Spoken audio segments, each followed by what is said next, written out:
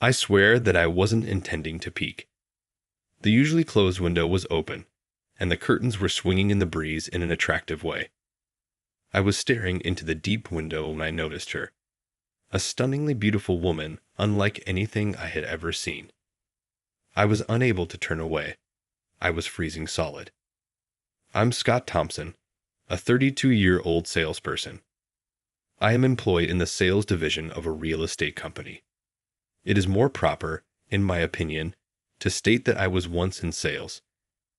I'm not bragging, but I was a great salesperson. I've received multiple awards from the corporate headquarters for being the best seller. I guess I got comfortable, thinking I would keep going in the direction of success. My unplanned plunge into the abyss occurred a month ago. My coworker unexpectedly became sick in the morning, so she requested me to cover for her for an afternoon property viewing appointment. My colleague Bob Miller was the one who went down. Bob was known for his ostentatious appearance, and to be honest, I didn't like him. For some reason, he liked to pick on me. However, Bob politely requested a favor from me, so I felt compelled to agree. A lady in her late 40s was the property showing's client. Everyone was booked, so I wanted to send a female colleague to go with her. The woman asked to visit a condo that had just been built in a high rise. It was a substantial deal, close to $2 million in value. She was Bob's client, so I had to be very cautious when assisting her. Bob complaining that I was the reason we couldn't close the business was the last thing I wanted. I took great care to show her around every room. She gave off the impression that she was not paying attention to what I was saying. I was about to give up on this, but then she froze me in place by wrapping her arms over my neck. The woman smiled seductively at me. It was a terrible circumstance. Would you like to play a little? My back tingled as she requested. I was immobile as her gentle body stroked against mine. Even though I wanted to take her out cold, she was a client. As they were attempting to come to a peaceful conclusion, the door unexpectedly opened. My supervisor, the department manager, was the one who barged in. Anger was radiating from his face. He pushed the woman away from me. He angrily exclaimed at me, "Scott, what the hell are you doing with my wife?" I was shocked as I stood there. The woman was apparently the manager's spouse. Rumors had it that they were splitting up. The wife who'd wooed me laughed and said, "Busted." I was summoned to the director's office a few hours later. I had been reported by the manager for acting indecently and attempting to seduce a client. I wanted to fix a few things in his report, but there was no room for justifications in this environment. The director was staring at me like I was garbage, and the manager, who was still flushed, was furious. The manager reportedly said that I had used similar dishonest tactics to get all of my prior contracts. I was thus moved to a branch office located in a small rural town. In a sense, I was demoted. Bob was smiling smugly as I returned to my desk to get the reassignment notification. It was too late when I realized then that I had been set up. Packing up my personal stuff in silence, I walked out of the main office. I feel like I'm going to die from being so inactive since I was transferred to the branch office in a tiny town.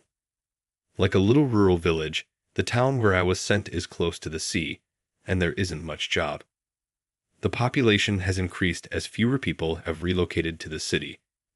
I recall that the question of whether to close this branch had come up at a prior headquarters meeting. "Scott, isn't it boring? It's simply so calm here," they remarked. The branch was empty of patrons and had nowhere to do business. I was fiddling with the required paperwork every day. The only benefit of moving to this branch was the increased size of my living area.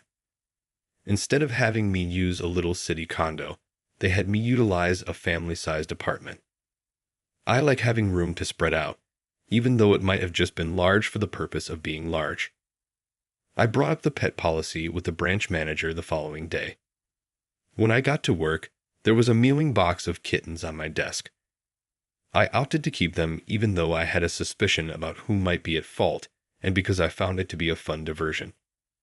I was surprised to find a cat bed, kitten food, and canned goods on my desk the following morning. I couldn't resist grinning. My coworkers were slyly observing me.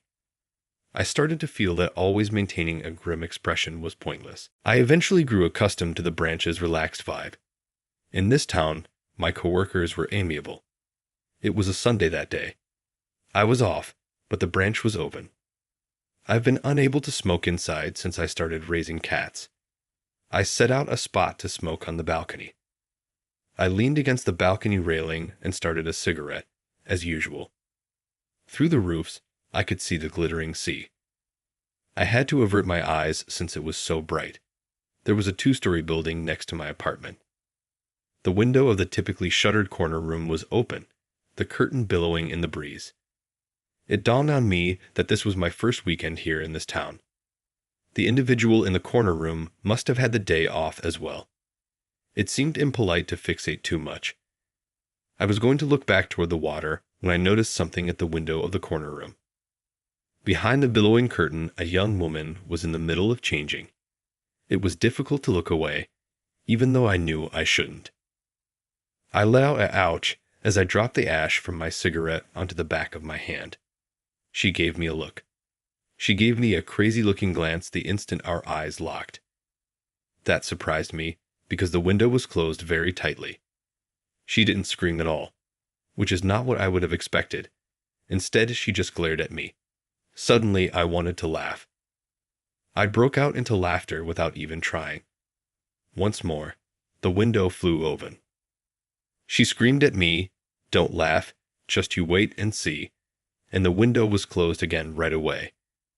Then footsteps reverberated, coming down the apartment's exterior stairs. Really? Wait? Will she be arriving here? From the balcony, I ran for the door. I heard the lift start to ding. I could hear footsteps approaching through the door. I braced myself and bided my time till the doorbell rang. The footsteps came to an end. She cried out, "Come out." I froze for a second as I resignedly opened the front door. By mistake, she had pressed the doorbell of the adjacent room. We exchanged glances and both let out a "ah." The next instant, a curvaceous woman who lived next door answered the door and said, "Yes, yes." Abruptly, the Chihuahua sprang out and gave her a fierce bark. She apologized profusely for entering the wrong room by mistake, but the Chihuahua kept barking at her until she brought herself back to reality. Instinctively, I too lowered my head and apologized. After getting the Chihuahua, the woman shut the door. Avoid repeating that error. It's annoying. I muttered to her as she stood motionless in the unexpectedly silent hallway. She gave me a sneer, appearing relieved that the disturbance had subsided. And with that, she strode right into my room. She moved to the middle of the space, pivoted, and gave me a stern look. It was visible, wasn't it? "My thing," she murmured. That slightly aggravated me. It resembled a mishap. I observed nothing. "What topic are you discussing?" I attempted to counter that I was just lucky to happen to see. What were you able to witness?" This, she murmured, tugging at her t-shirt collar to expose her chest. There was a peek of her blue panties. "Hey, give it up. It is manifesting." I quickly backed away from her, not wanting to make things worse. She was still showing off her chest and accusing me like she was after me. It was in sight, as you and I both observed. I apologize, but I assure you that it wasn't my aim. She slapped my cheek before I could say anything else. She was quite intense the first time I saw her. "Hey Scott, how about we go get lunch?" "It's my treat," the branch manager suggested the following day at lunchtime. I nodded and slapped my smacked face with a cooling pad my boss had given me. He took me to a little cafe that was close to the shore. I had previously walked past it, but never gone inside. The branch manager, who appeared to be erratic, went to the counter and ordered the standard lunch for 2. Yes, 2 lunches. "Please choose a place to sit." It was the same woman who had hit me the day before who answered from behind the counter. When she noticed me standing next to the branch manager, her eyes widened even further. I awkwardly held up my hand to meet you. Hi. What are you saying, you peeper? I recoiled from a barrage of insults. Oh, you peeped, the branch manager remarked nonchalantly, before laughing. I was left with nothing to stand on, and could only retreat. Eventually, I sat at the counter next to my boss and endured her scowls as we ate lunch. She described what had occurred yesterday when the branch manager inquired as to whether anything had transpired. I listened to their chat in silence, not wanting to add to the already awkward situation. She brought up my shortcomings to the branch manager. I was concerned about his reaction, but he seemed to be amused by the whole event. He is a promiscuous man. He doesn't need to urinate. The remarks made by the branch manager astonished me. She asked excitedly, "What do you mean?" The branch manager informed her of my transfer's reason and broke out in laughter. With a giggle, she exclaimed, seriously. It astonished me how she responded. I was afraid she would think the worst of me and hate me, but instead she responded, "You had some bad luck, huh?" with a giggle. The door to the cafe opened while we were chattering eagerly at the counter, and men who were obviously not locals stepped in. Her eyebrows furrowed upon seeing them. Those men were speaking with the management. It didn't appear like they were there for the coffee. After receiving certain documents, the manager promptly mailed them off. The manager tossed the papers in the garbage. Hey, what was that all about? I made the decision to inquire. She answered that they've only recently begun to change. They appear to be real estate brokers who have been actively purchasing homes in this neighborhood. Obviously, they are unrelated to our business. It's true that the company she cited is not well known in the sector. She sighed and added, "It looks like they're asking if we're willing to sell this place too." Despite its negative image, land speculation is a legitimate aspect of the real estate industry. If deals are made with mutual consent and at a reasonable price, then nothing is wrong with it. Could you move somewhere else if you could sell for a high price? I recommended. Even around midday, we were the only customers here, so it felt a little empty as a business. I suggested moving and looking for a more lucrative place, but she became very angry and arched her eyebrows. Avoid making rash remarks if you don't recognize the importance of this community, she snapped. If you identify as a local real estate agent, learn more about this community before vanishing into the rear room. She is incredibly enthusiastic about our local community, so I apologize for that. We call her Kathy. Please try not to take it too personally. Continue spending time with us, he said as he stealthily poured us more coffee. I started a new habit after that day. I made the decision to take a leisurely stroll out the neighborhood after work rather than heading straight home. Kathy had sparked something with her remarks about local love. Her remarks gave me motivation, even though I had been depressed since my promotion. Walking gave me the opportunity to learn a lot of new things. Despite the claim that there weren't many young people, I observed that there were a lot of recent youthful arrivals, seemingly drawn to the ocean. The majority of them appeared to have moved here. I had never seen the morning sea, and I'm not a morning person. A young man who had moved from the city and operated a pub invited me to the beach before work. I was unaware of the existence of a nearby beach at the time. There were surfers waiting for the waves just as the sun was going to rise. It startled me to see people surfing so early in the morning because I had never surfed. I walked down to the sandy beach to witness the scene, heart racing. I saw that there were restrictions while I watched them. One person could only ride a wave at a time. They were making way for one another as if there were some sort of hierarchy. It was unexpected. It wasn't as tough as I had thought it would be. "What are you doing?"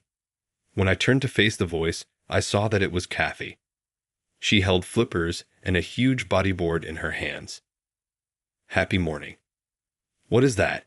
I asked, gesturing to the big bodyboard.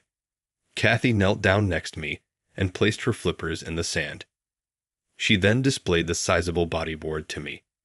It was attached with some form of rope, unlike a standard bodyboard. What seemed like a wristband was at the end of the rope. "It's a bodyboard." "Have you never seen one before?" she inquired. She was wearing a 3/4 length, short-sleeved sweatsuit. She was most likely going to surf. I discovered that bodyboarding and surfing are two distinct sports. Laying your upper body on the board allowed you to ride the waves. Fins, or flippers, are worn on the feet to aid with underwater navigation. With everything being so new, I had a lot of questions. As she performed her warm-up stretches, she methodically went over everything. I discovered that there are certain times when the waves emerge and go, and that the waves are best in the morning. "Scott, why not get it a shot? Living so close to the sea is a waste if you don't." As she put on her fins and got to her feet, she joked, "Make the most of your move." She was set to leave after attaching the leash, which is a chain that holds the board to her wrist, to it. She peered back at me as she walked backward into the water while wearing fins. She had a penguin-like appearance. When our gazes locked, she shot me a huge happy wave. She turned around and began to walk toward the horizon over the waves as soon as the water reached her waist. She seemed skilled at what she was doing. However, I was afraid she may topple over on a strong wave. She picked up some speed and slid her board under the wave. I discovered later that this maneuver is known as a dolphin dive. Before she got to the waiting area where the best waves come in, she passed a couple waves. She waved at me as she sat on her board. She would pick up pace and surf the wave when it came. She slid diagonally down the big waves and looked like she was flying. She was satisfied with her appearance when she came ashore after spending nearly an hour in the sea. It was the other surfers heading back to shore. To my amazement, every one of them said hello as they went past. Even though it was a tiny gesture, it warmed my heart. Under their wetsuits, some of them displayed tattoos. Everyone seemed extremely amiable, in spite of the differences. It was very almost unexpected. Kathy had removed her wetsuit's upper portion. I was a little startled by her bright blue bikini, but then I realized something and had to say it aloud. "Oh, you weren't not wearing a swimsuit at the time." It turned out that it wasn't underwear. She was wearing her bikini, not the underwear I thought I saw her in. Why she didn't mind that I saw it makes sense. Kathy laughed and snorted. Though I was surprisingly revived, I also felt a little adrift. Looking at the sparkling water, I squinted and murmured, "This is a nice town." She smiled warmly and held out her hand to greet me. "Welcome." I shook her hand. It was still a little chilly from the water. I began getting up early to go to the beach after that day. Unfortunately, I am not a swimmer, therefore I was unable to attempt surfing.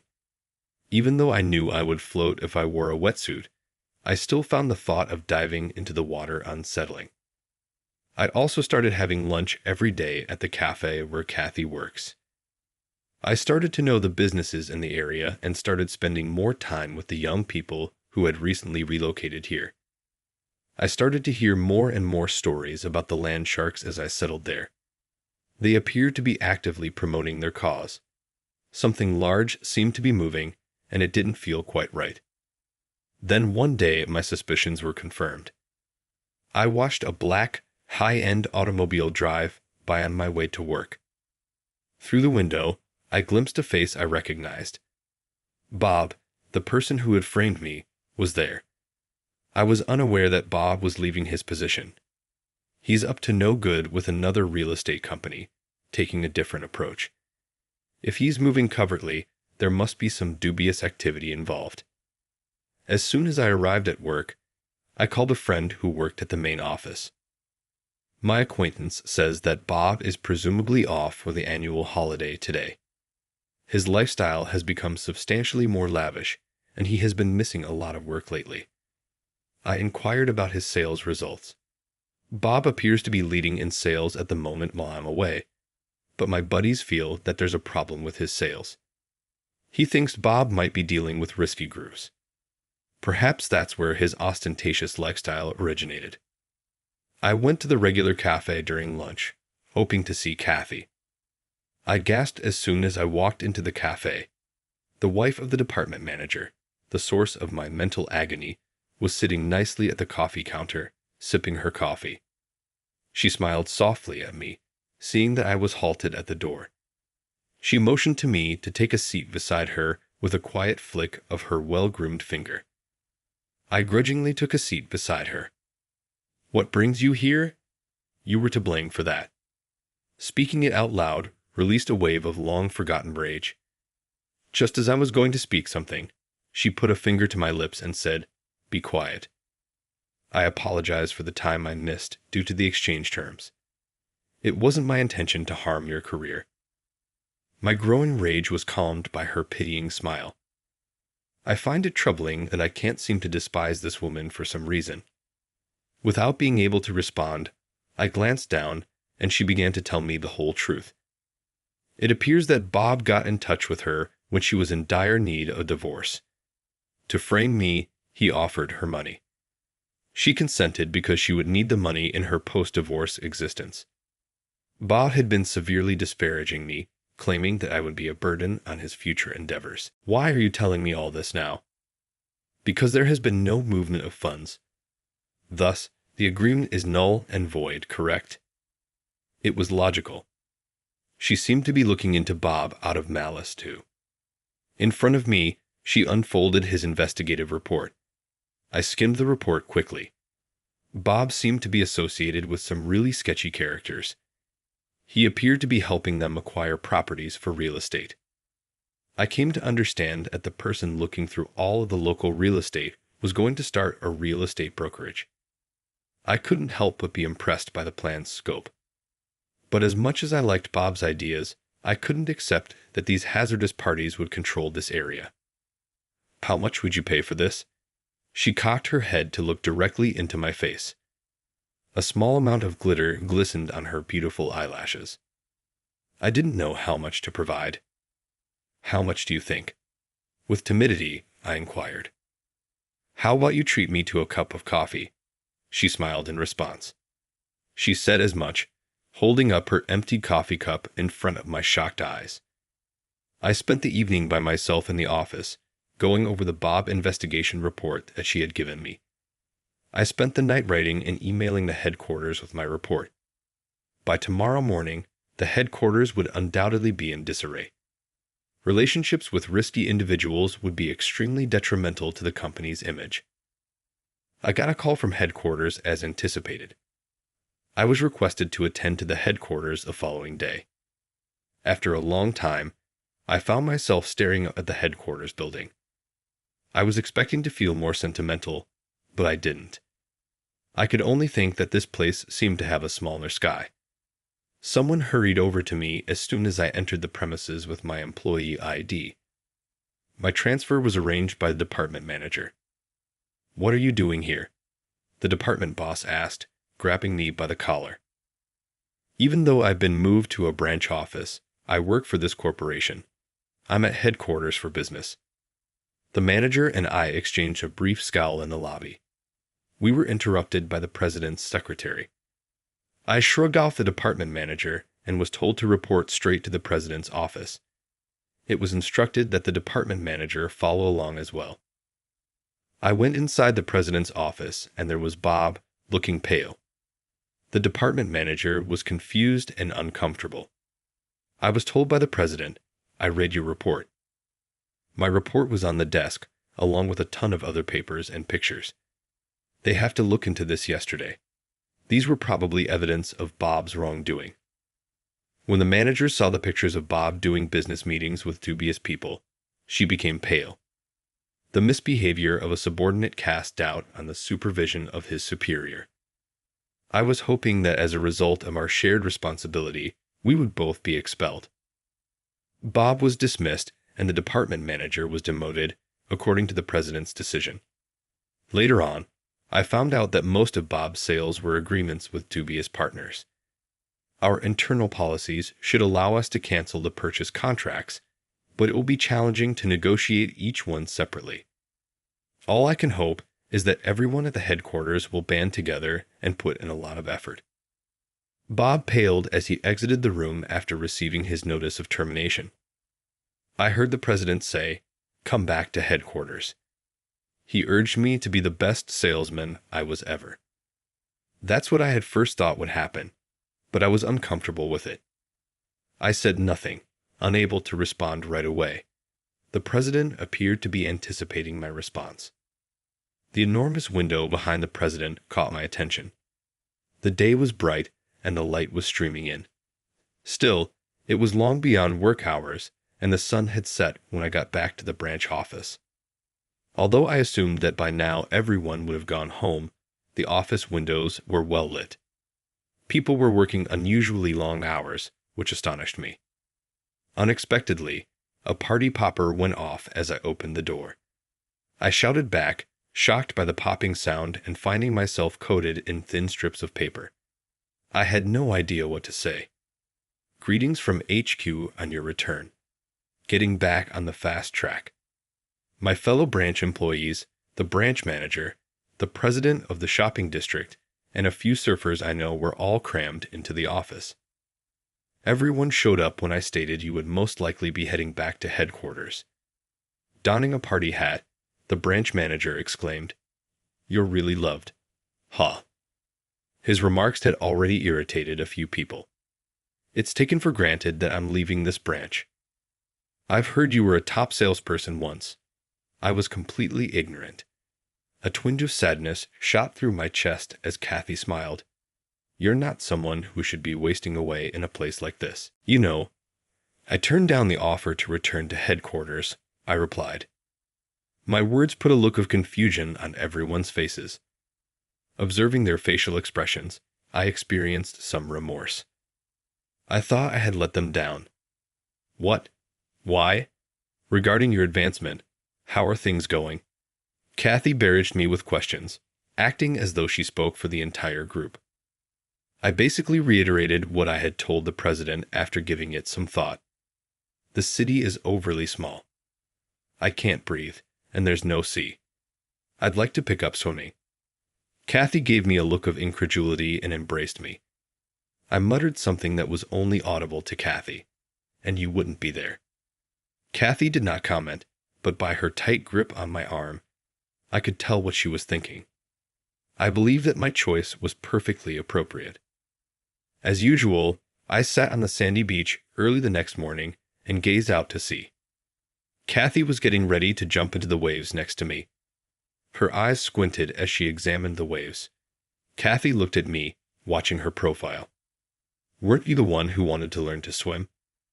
She didn't appear happy that I wasn't accompanying her inside.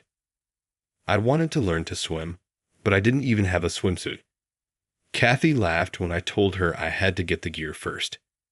Just swim in your shorts. I've been thinking, do you want to get married? At my words, Kathy froze. She has always been full of surprises, even since we first met. However, I was successful in my goal to surprise her this time. Gazing at Kathy, who was frozen, I grinned to myself. Regaining consciousness, she laughed, glanced at my smile, and clicked her tongue. I'm not marrying a non-swimmer. She averted her gaze and exclaimed. Then, in a much smaller voice, she added, If you learn to swim, I'll consider it. It was nothing new that she was teasing. When did you start liking me? A bodyboard hit me before I could finish my line. Cease presuming things about yourself. Return to headquarters. Kathy rushed toward the water when she saw me with that parting shot. She approached the edge of the lake and suddenly turned around. She must have discovered that her flippers were missing. She grabbed them from me when I held them out. She turned and gave me a huge wave as she put on the flippers at the edge of the sea. The ring better be a diamond, not a birthstone. I could even go into the sea with her fearlessly. I wish I could have told the depressed me when I was relocated from headquarters to this village and arrived.